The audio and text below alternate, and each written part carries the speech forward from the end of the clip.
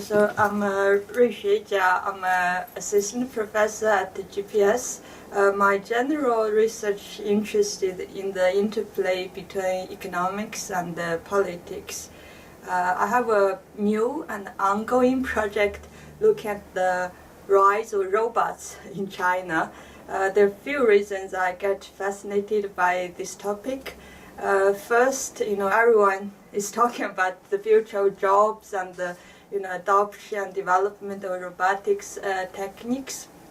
And you may not know that China actually is the largest market for robotics now, partly because the country's manufacturing sector is undergoing a very, very fast transformation.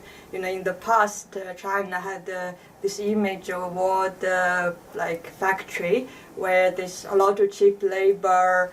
That's the big advantage of the manufacturing sector. But now this advantage is disappearing very, very fast. Partly because of the family planning policies. Partly, young people's generation is very different from their parental generation.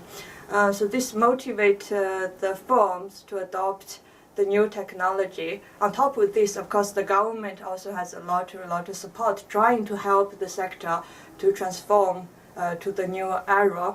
So I find this a good time to follow this process.